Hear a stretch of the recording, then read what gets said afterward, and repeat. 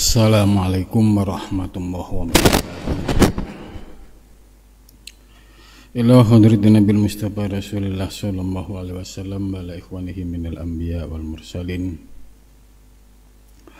wal awliya wasyuhada wasyolikin wal malaikatil muqarrabin, khususun musannif dal kitab Syekh Muhyiddin Ibn Arabi wa khususun masyayihim wa khususan asatidhi wa asatidhi wa khususan laumul fatihah. A'udzu billahi minasy syaithanir rajim. Bismillahirrahmanirrahim. Alhamdulillahi rabbil alamin arrahmanir rahim maliki yaumiddin. Iyyaka na'budu wa iyyaka nasta'in ihdinas siratal mustaqim. Shiratal ladzina an'amta 'alaihim ghairil maghdubi 'alaihim waladdallin.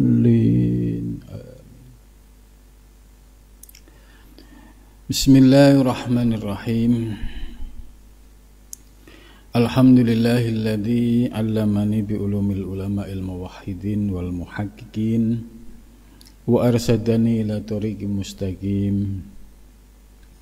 Wassalatu wassalamu ala sayyidil wujud wal arwah nabiyyina Muhammadin sallallahu alaihi wasallam alladzi jaa'a bisyari'ah wa thariqah wal haqiqah wal ma'rifah wa ala alihi wa sahbihi ajmain, amma ba'du.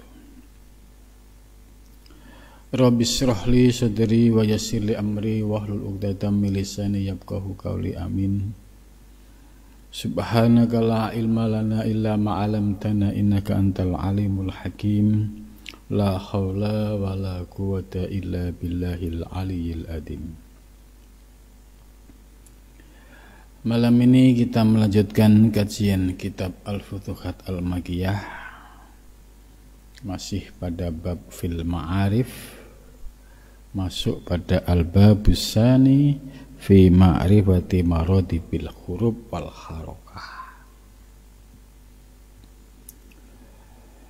Pada penjelasan sebelumnya ya sudah diuraikan tentang makalah Syekh Ibn Arabi yang berbunyi fala tatlub al-haqqa la min dakhilin wala min kharijin.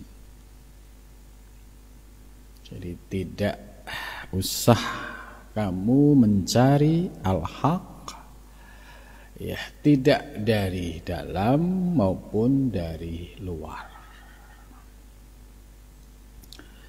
Kata al-haq ya ini memiliki beberapa makna, mulai dari makna yang digunakan secara umum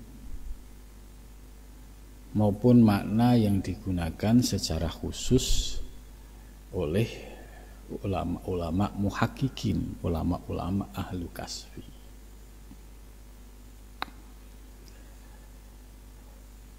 Dari kata al-haq di atas, kemudian di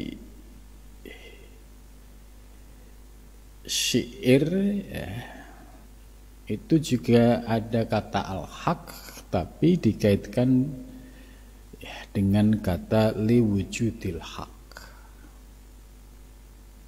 Ada kalimat lain madharul haq, tajalli wujudul haq.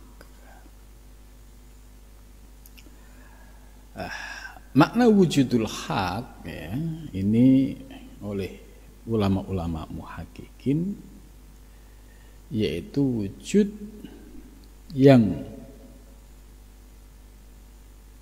dapat dieksplorasi ya, digali kedalamannya sampai menemukan hakikatnya ya, sehingga ketika melihat sebuah objek ya, batiniahnya selalu terkoneksi dengan Allah Subhanahu wa ta'ala. Tentu ini melalui pendekatan ahlu kasfi, yaitu pandangan mata batin.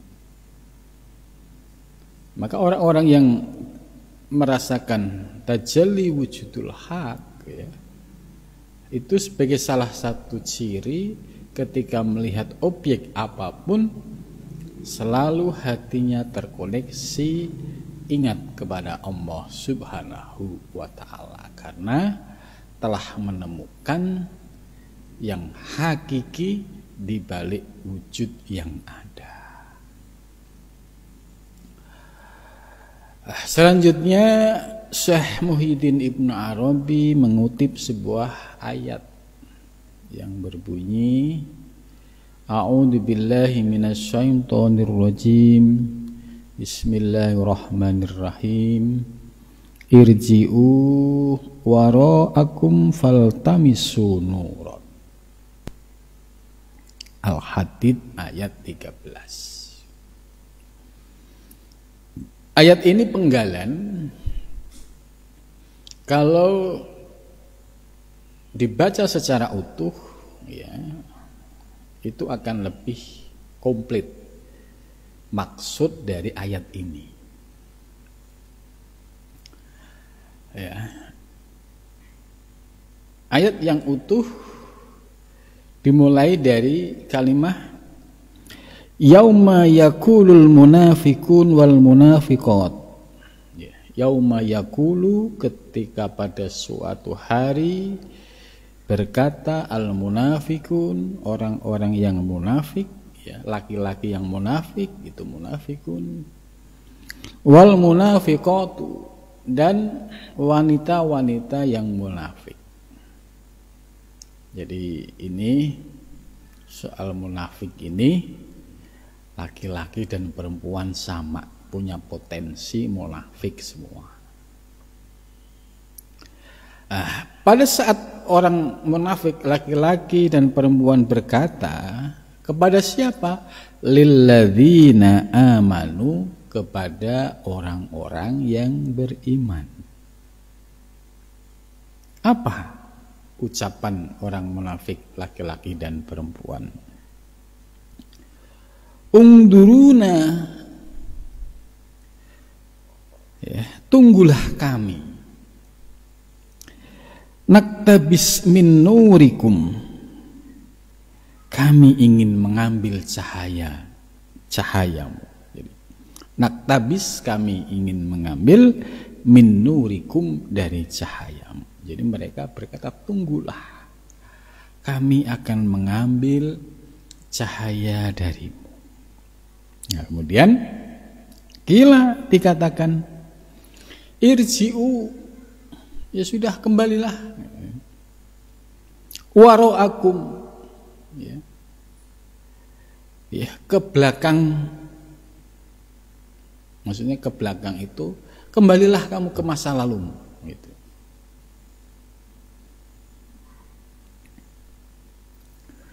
Faltamisu, maka carilah sendiri, ya, nuran, cahaya. Jadi kata yang dikutip oleh Syekh Ibnu Arabi dalam Al-Futuhat, irji'u wara'akum faltamisu nuran. Ini maksudnya yaitu ucapan orang-orang yang beriman untuk merespon ucapan orang-orang munafik, ya, laki-laki maupun perempuan, yang mana mereka minta ditunggu, ya, ingin memperoleh cahaya. Tapi kemudian diingatkan, ya sudah, kamu kembalilah, ya, waro'akum, kembali ke masa lalu. Jadi artinya orang-orang yang dahulunya kafir Quraisy, ya, kemudian datang Islam, ya, mereka menjadi Muslim, tapi ketika menjadi Muslim di dalam dirinya masih ada penyakit-penyakit batinnya, yaitu berupa sifat munafik. Nah, ini terjadi baik bagi laki-laki maupun perempuan. Maka ketika dia berkata seperti itu, ya dijawab lagi, ya sudah, kamu kembali ke masa lalu. Sudah jelas kamu sudah masuk Islam, tapi tidak bisa melepas sifat-sifat munafikmu. Ya, padahal sifat-sifat munafik ini adalah sifat-sifat yang disebut dengan yaitu kotoran-kotoran batinnya, yaitu sifat-sifat al-khabisah, sifat-sifat yang tercela, yang buruk.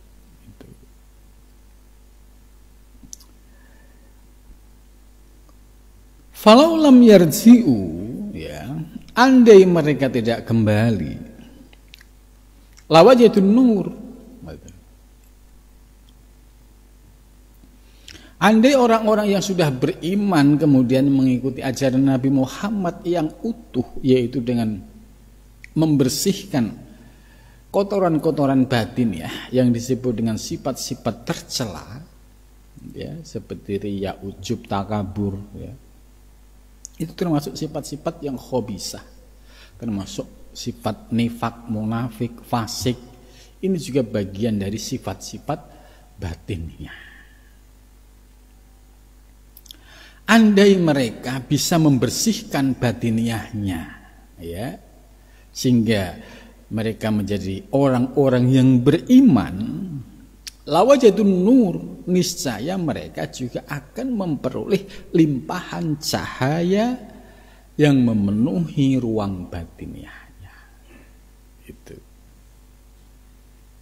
Jadi ini kenapa, ya, ada orang yang bisa menerima, ya, ajaran-ajaran, ya, ilmu tasawuf atau ilmu hakikat. Ada juga orang-orang yang menolak.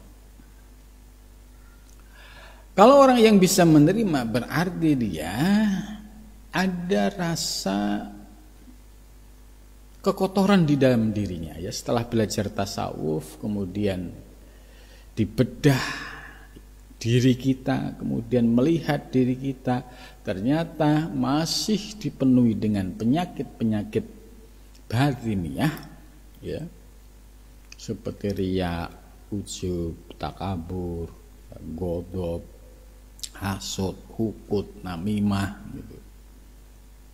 Tambah nifak, fasik, gitu. Jadi masih batiniahnya itu kayak kebun binatang, semua binatang ada, semua penyakit ada.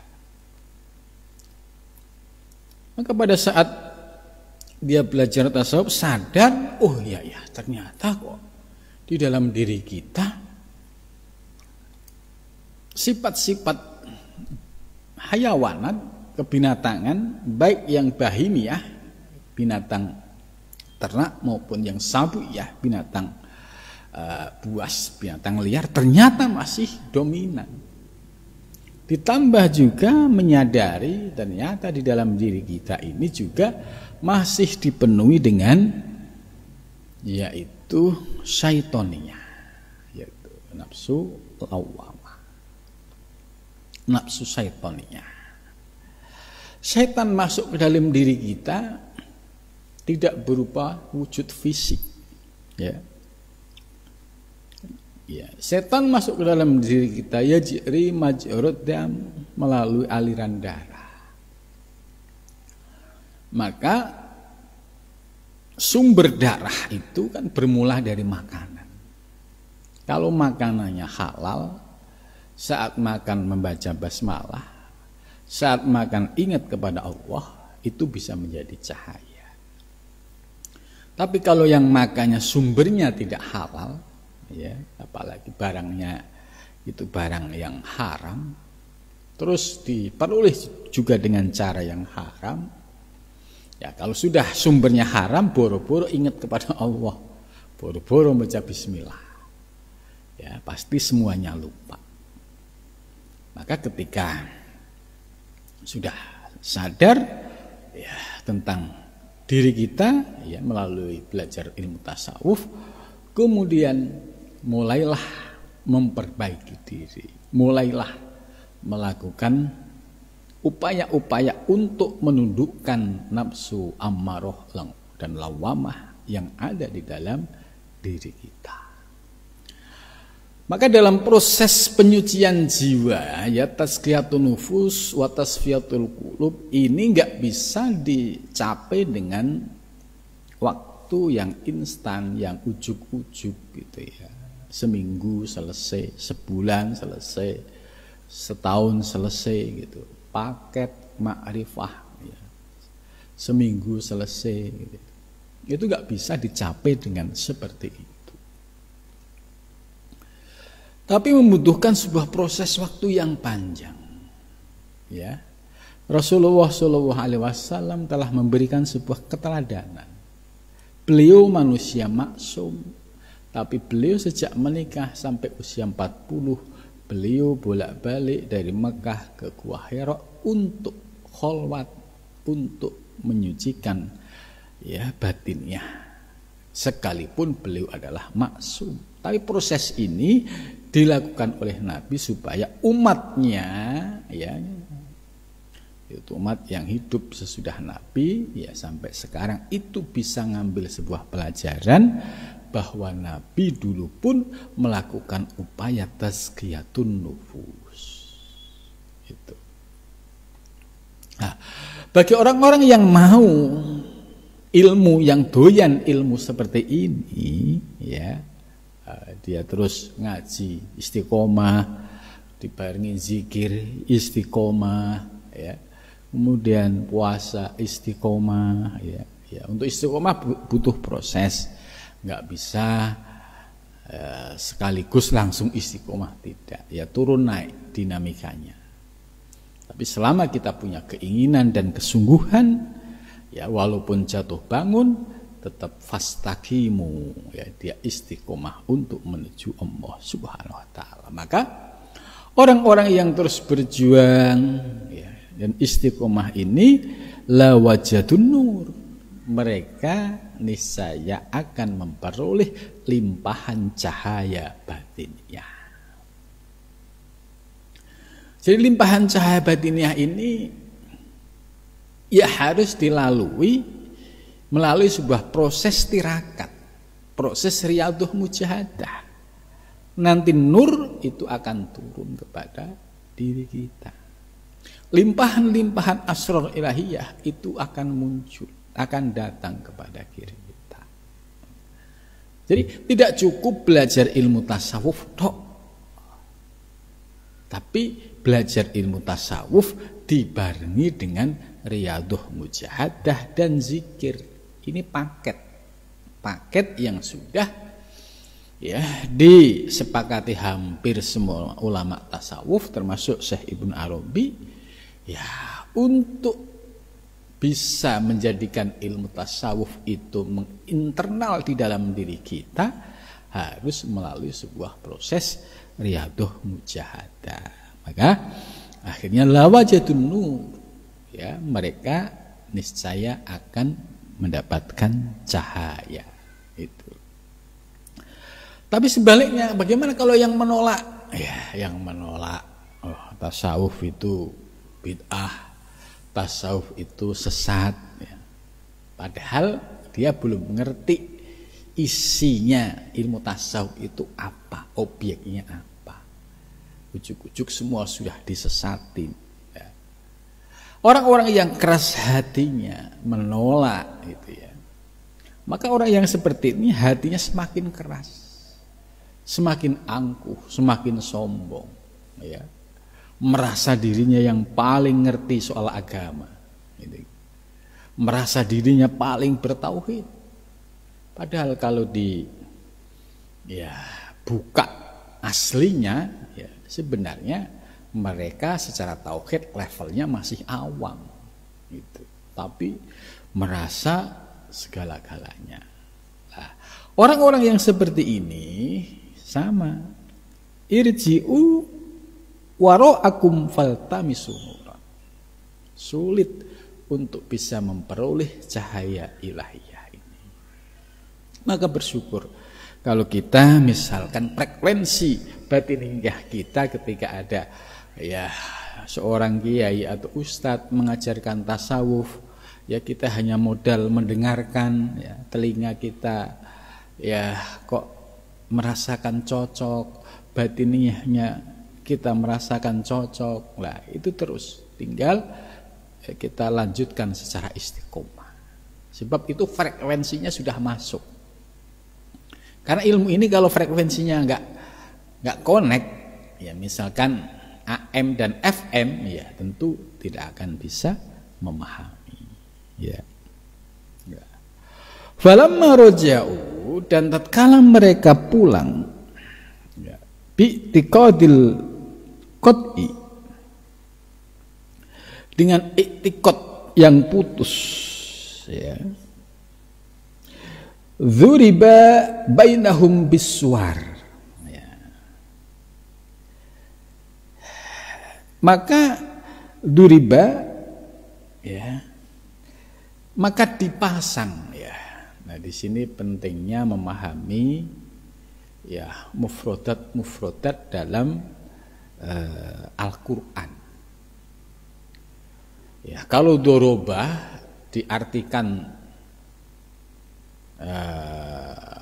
secara umum, doroba itu memukul, ya itu bisa rusak maksud dari kalimah-kalimah yang menggunakan kata dari doroba. Sebab ternyata doroba ini memiliki makna yang bermacam-macam, gitu. Maka dilihat syakul kalam. Nah, coba ini misalkan duriba diartikan duriba maka dipukul. Ya, siapa yang dipukul ini? Ya, ternyata yang dimaksud di sini duriba dipasang bainahum antara mereka biswari dengan pemisah. Jadi artinya Allah kemudian membuat pemisah, tirai, ya, untuk membedakan satu kelompok ini, ya, bisa menerima cahaya keimanan, ya, kalau dalam konteks bahasa yang lebih tegas itu, ya, bisa menerima ajaran tasawuf, bisa menerima ajaran hakikat, ya. Tapi yang kelompok lain ini tidak suka, bahkan menyesatkan. Nah, tirai ini faduriba alaihim biswar. Tirai ini, ya, sengaja dibuat oleh Allah Subhanahu wa taala untuk memisahkan di antara keduanya ini, ya. Bahkan, ya, di dalam ayat berikutnya faduriba bainahum biswarin lahu babun, ya, dikasih pembatas, kemudian pembatasnya itu ada pintu. Batinuhu fi rahmah, ya, di dalam batinnya itu ada rahmat, wa dhahiruhu, dan aspek luarnya min qibalihi, dari sisinya al-adzabu, yaitu ada azab. Itu. Jadi dikasih pemisah antara orang yang bisa menerima nur ilahiyah dan orang yang menolak nur ilahiyah. Dan juga dipertegas lagi bagi orang yang mendapatkan nur ilahiyah, ya, aspek batiniahnya itu akan mendapatkan rahmat, sementara orang yang menolak, ya, orang yang masih mengekali sifat-sifat sifat-sifat kekotoran batiniah, ya, seperti sifat-sifat bahimiyah, syaitoniyah, gitu, masih dikekali, tidak ada upaya untuk memperbaiki diri, maka orang yang seperti ini, ya, dia akan selalu bersikap dengan sifat nifak, munafik, dan juga fasik, dan penyakit-penyakit batiniahnya juga tidak akan mendapatkan pencerahan dan senantiasa dalam kegelapan.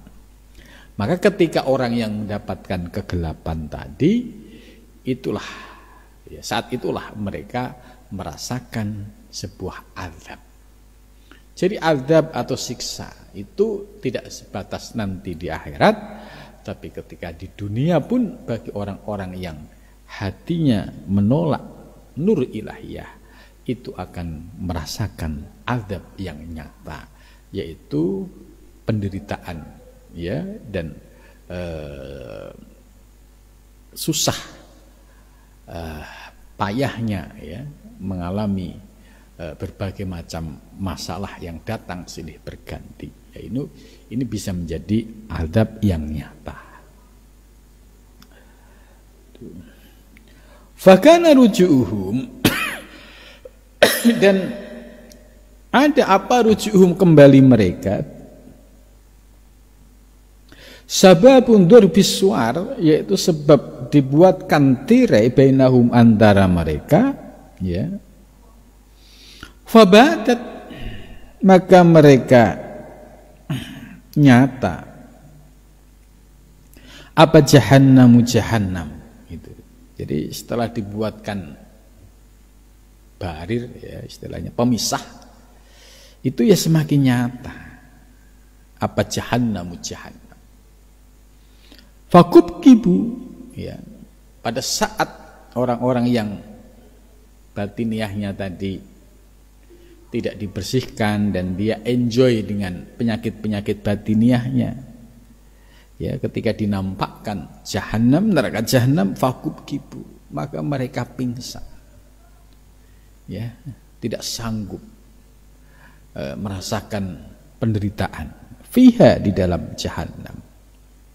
Hum dan mereka bermula mereka wal ghawun dan orang-orang yang tersesat.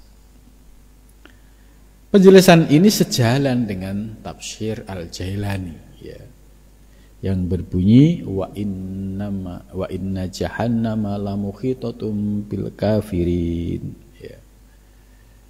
Jadi sesungguhnya neraka jahanam itu meliputi bagi orang-orang yang kafir. Kafir di sini maksudnya ingkar. Ingkar terhadap kebenaran, ingkar terhadap ajaran-ajaran yang hak ya. Ilmu tasawuf jelas orientasinya memperbaiki batiniah kita, memperbaiki kualitas ruhannya kita, tapi ditolak, ya tidak diterima. Nah, maka orang-orang yang seperti ini, ya mereka akan merasakan ya sebuah penderitaan di dunia, ya itu juga akan dirasakan ibarat jahanam. Bahkan fakub kibu ya, mereka ya pingsan ya dalam pengertian mereka itu mendapatkan penderitaan yang luar biasa ya. Dan orang-orang yang masuk dalam kelompok ini adalah wal ghawun, yaitu orang-orang yang sesat, orang-orang yang tertipu, orang-orang yang orientasinya mementingkan duniawi. Wabaqiyal muwahhidun. Nah, ini menarik. Wabaqiya dan tersisa. Siapa al-muwahhidun? Orang-orang yang selalu mengesahkan Allah. Itu wabaqiyal muwahhidun.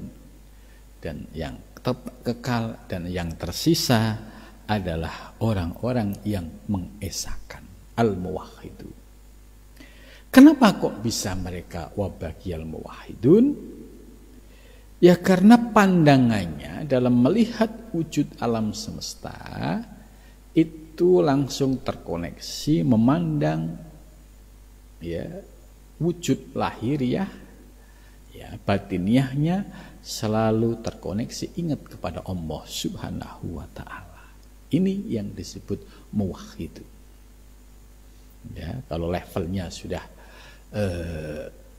para sufi ya pandangan mata lahiriah memandang apa yang dipandang segala objek, sedangkan batiniahnya yaitu melakukan suhud. Suhud itu yaitu pandangan yang mengembalikan segala yang dipandang kembali kepada Allah. Pandangan yang kasfi, pandangan yang suhudi, yaitu pandangan yang melihat yang hakikat, melihat yang hakiki. Ya, itulah pandangan orang-orang yang muwahhidun. Bagaimana fasilitas yang diberikan oleh Allah kepada orang-orang yang muwahhidun, ya, termasuk kita ini yang belajar ilmunya Ibnu Arabi, ya, kalau kita diberikan anugerah paham, kemudian bisa mengamalkan, ya insya Allah kita akan masuk kelompok al-muwahhidun, orang-orang yang mengesahkan Allah dalam melihat segala wujud di alam semesta, ya, batiniahnya terkoneksi, selalu ingat kepada Allah. Itu yang disebut syuhud atau musyahadah. Nah, pandangan itu disebut pandangan ahlu kasfi. Ya. Yamudduna ahlal jinan.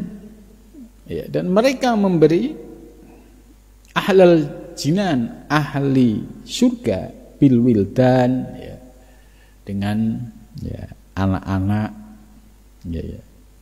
ya bidadari, wal hur, al hasan, ya, pokoknya dihibur oleh Allah dengan wildan wal hur, yaitu bidadari-bidadari di surga, ya, min hadratil iyan, dari hadrah, dari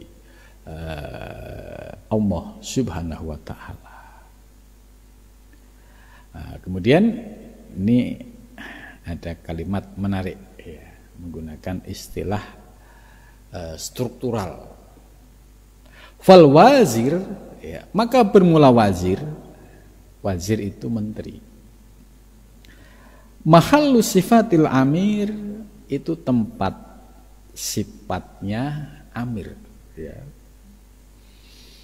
Amir itu pemimpin, ya, dalam struktur kesultanan Islam, ya, itu kalau pemimpin tingkatnya itu raja, itu disebut sultan. Nah, kalau gubernur itu disebut amir, ya. Atau ini, ya, amir itu ya seorang, ya banyak istilah-istilahnya. Amir itu juga bisa presiden, pimpinan tertinggi.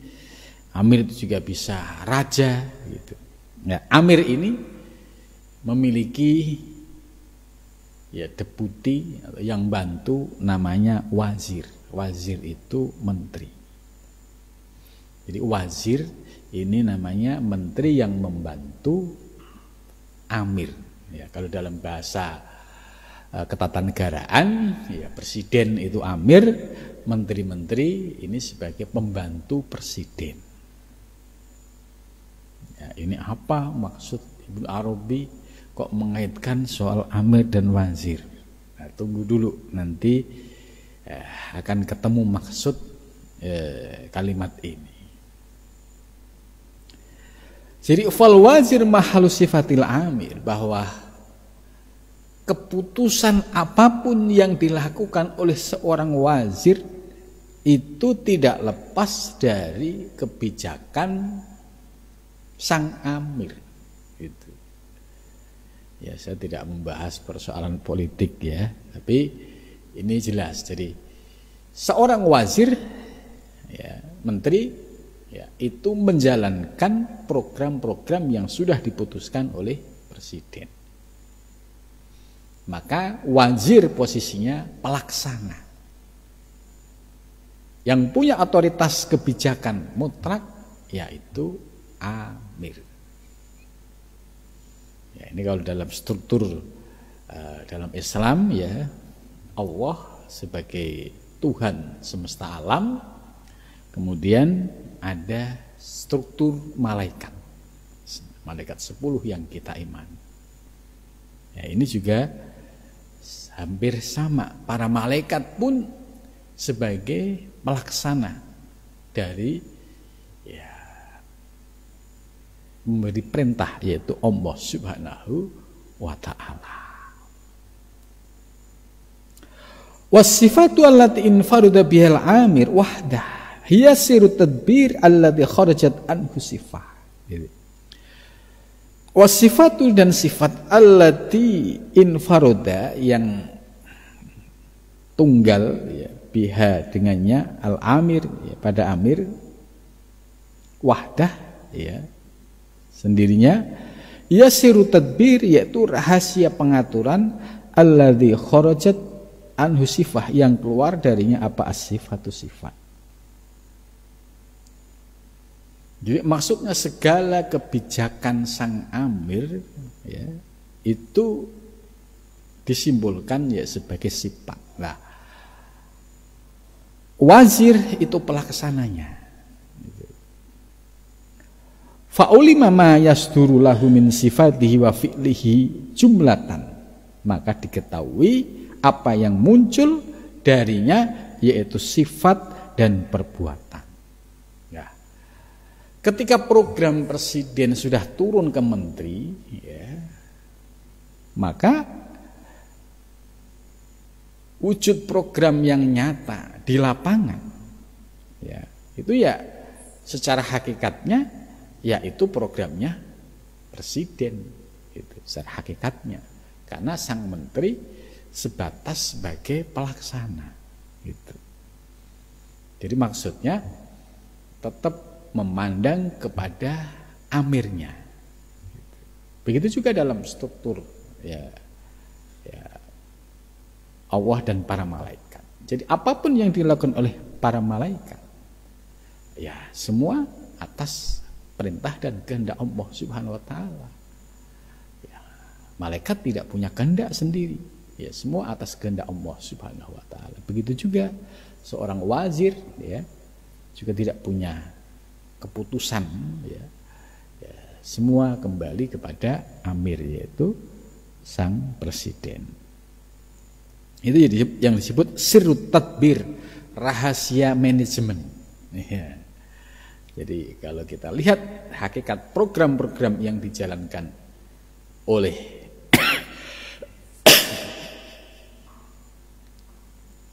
wazir, hakikatnya programnya amir. Maka visi misi sebuah pemerintah itu tunggal, yaitu mengikuti visi misi presiden. Wazir sebagai pelaksana. Ini salah satu rahasia ya di balik sistem ini. Ini oleh Syekh Ibnu Arabi dijelaskan ya sirrut tadbir. Ini bagian dari rahasia manajemen. Gitu.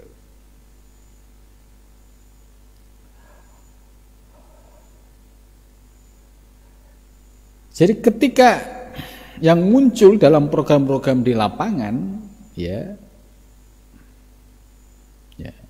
jumlatan secara jumlah walam yu'lam dalikal wazir ila tafsilan, dan tidak diketahui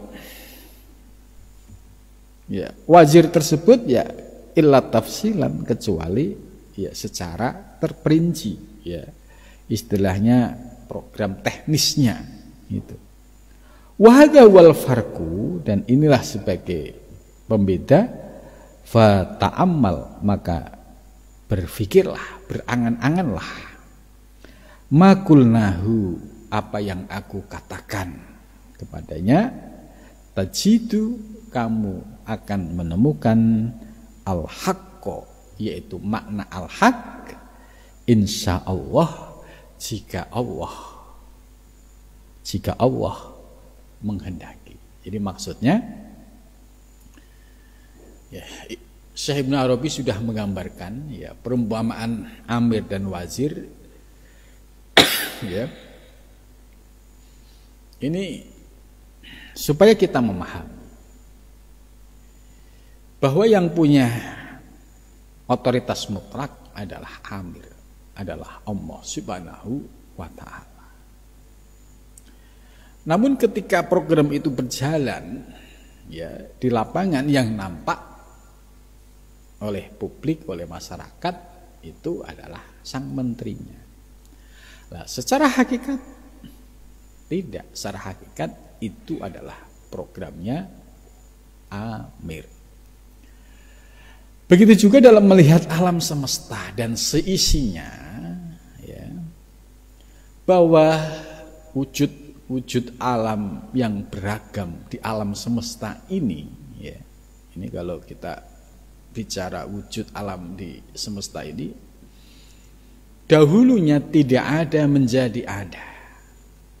Ya, siapa yang mengadakan? Allah. Lah, wujud-wujud yang ada ini sebagai tajalli, wujudul haq, kenyataan dari wujud al-haq. Disebut wujudul al-haq apabila dalam melihat wujud itu batiniah kita terkoneksi ingat kepada Allah Subhanahu wa ta'ala. Jadi ini baru tajalli wujudul haq.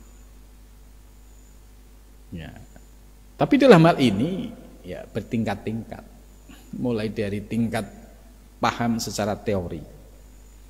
Ya, setelah ngaji ilmu hakikat, paham secara teorinya. Misalkan memahami tauhid af'al, tauhid asma, tauhid sifat, tauhid dzat, akhirnya ngerti. Ya, kemudian setelah itu diamalkan. Ya, menggunakan teori suhud musyahadah. Suhud itu ya sebagai proses berlatih setelah kita paham teori dasar tadi, bahwa hakikatnya tidak ada perbuatan kembali kepada Allah. Ya, tidak ada perbuatan kecuali Allah, tidak ada nama kecuali Allah, tidak ada sifat kecuali, tidak ada kecuali Allah. Kemudian turun dalam operasional. Ya, akhirnya dipraktikkan dengan syuhud, yaitu memandang, berproses melihat apa yang di depan kita, di sekeliling kita. Mata lahiriah memandang, batiniahnya terkoneksi, mengembalikan kepada Allah. Ini namanya proses syuhud. Kalau musyahadah itu buah dari syuhud. Ya, diberikan anugerah yang secara refleks ya mendapatkan pencerahan ilahiyah sehingga bisa memandang wujud yang ada di semesta ini kembali kepada Allah Subhanahu wa ta'ala. Maka ini yang disebut ya praktek dari tajalli wujudul haq. Maka di situ kita akan menemukan kebenaran yang hakiki. Karena bisa melihat objek ya kepada fa'il al-hakiki, kepada subjek yang hakikatnya. Gitu. Maka tajidullah insya Allah. Nah, untuk sampai pada tahapan ini tentu berproses ya. Namun demikian ya kalau pemahamannya tidak utuh ya seringkali itu menimbulkan permasalahan. Contoh misalkan sudah memahami tentang hakikat wujud ya, kemudian dia tidak tahu batas-batasnya. Padahal kan itu tidak boleh diungkap secara lisan, tapi cukup dipandang dengan mata lahir, dipandang dengan mata hati, ya, kemudian dikembalikan kepada Allah. Tidak untuk diucapkan. Nah, tiba-tiba ada yang mabuk. Diucapkan, ini apa? Allah. Ini apa? Allah. Nah, ini yang rusak, yang tidak diperbolehkan seperti ini. Karena ini ya sudah keluar dari ya guidance, petunjuk yang disampaikan oleh para sufi, termasuk Syekh Muhyiddin Ibn Arabi dan juga para sufi yang lain. Fa'idha tabayyana hadha, ketika Anda sudah jelas soal ini, wa taqarrara, dan semakin ya semakin mantap lah ya. Wa taqarrara itu ya sebuah kesimpulan atau ketetapan, akhirnya dapat disimpulkan annal alif, ini kembali tetap pembahasan alif lam mim ya. Cuma Ibnu Arabi ini kan cara membawanya itu cukup bagus ya. Setelah bicara tadi macam-macam tadi, kemudian ujungnya annal alif, sesungguhnya alif, yaitu alif lam mim ya zatul kalimah, itu sebagai zat kalimah. Alif itu sebagai intisari dari kalimah. Walam dan lam, ya alif lam, dzatun ainis sifah, zat ainus sifah, zat ainus sifah itu lam. Sedangkan wal mim dan mim ainul fi'li, yaitu ainul fi'li ya, esensi perbuatan, wasirruhum dan rahasianya, al khafi yang tersembunyi, huwa al mujid yaitu orang yang dapat menemukan, orang yang dapat merasakan iyahum ya mereka. Itu. Jadi makna alif sebagai dzatul kalimah, lam sebagai dzatu aini sifah, mim itu sebagai ainul fi'li ya. Ini kan istilah-istilah yang kalau kita cari model kiasnya itu ya di Nusantara sebenarnya banyak ya. Ini salah satu ya kecerdikan ulama Nusantara seperti Syekh Hamzah Fansuri untuk menggambarkan tadi alif ya, lam, mim itu bisa diibaratkan seperti kapas ya, benang kain gitu. Ini hampir persis. Kapas itu zatnya ya. Setelah kapas dipintal jadilah benang ya, kemudian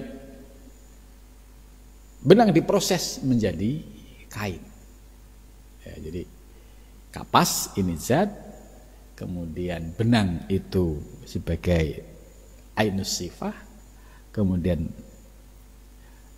kain itu dengan ainul fi'li gitu. Lah, tiga unsur zat ya, sifat ya, dan fi'il ini hampir persis dengan perumpamaan tadi. Kapas, ya kapas itu zat. Tapi setelah diproses menjadi benang, ya namanya benang. Nggak boleh, itu apa? Itu kapas. Ya hakikatnya dari kapas, iya benar. Tapi ketika sudah diproses seperti ini namanya benang. Gitu. Kemudian berproses lagi menjadi kain. Kalau sudah berwujud seperti itu namanya kain, bukan benang lagi. Kain itu apa? Susunan dari beberapa benang yang sudah menyatu. Itu namanya kain. Maka orang-orang yang ahli belajar ilmu hakikat, ketika dia sudah paham teorinya, dia akan proporsional. Dia akan memanggil kapas ya pada posisi kapas. Kemudian memanggil nama kain ya pada kain, benang ya pada benang. Tidak mabuk. Mabuk itu apa? Lihat kain ini, itu apa? Kapas. Ya. Kok kapas? Iya, kan hakikatnya dari kapas. Ya, ini namanya mabuk. Belum bisa mempraktekkan secara proporsional. Gitu. Sama orang yang sudah paham menempatkan dan mempraktekkan tentang persoalan hakikat ini bisa menempatkan praktiknya tadi dengan syuhud tadi. Kalau sampai diucapkan ini apa? Nah, Allah ini apa? Ini sama kayak orang mabuk tadi, sudah melihat kain tapi masih nyebut nama kapas. Gitu. Perumpamaan yang lain juga ada, ya, seperti air laut, kemudian ombak, kemudian buih. Ini hampir sama. Air laut, ombak, buih, ini sebuah nama. Hakikatnya kan zatnya apa? Air. Disebut laut karena jumlah airnya tak terbatas. Disebut laut. Disebut ombak ketika air dalam jumlah tak terbatas diterpa angin, kemudian jadilah ombak. Zatnya apa? Tetap air. Setelah sampai pinggir, ya, bibir pantai, nampaklah buih-buih. Buih-buih ini hakikatnya apa? Ya, zatnya air juga, gitu. Tapi mereka sudah punya nama sendiri-sendiri. Ada laut, ada ombak, ada buih. Kalau yang mabuk, itu apa? Air. Itu apa? Lihat ombak, itu ya air. Itu buih apa? Nah, ini tidak bisa mempraktekkan secara proporsional, padahal sudah ada namanya masing-masing. Wa 'allama Adamal asma'a kullaha. Jadi Allah memberikan pengetahuan kepada Adam seluruh nama. Ya, sudah ada namanya masing-masing. Nah, praktek yang demikian ini, yang proporsional ini penting supaya tidak dicampur aduk.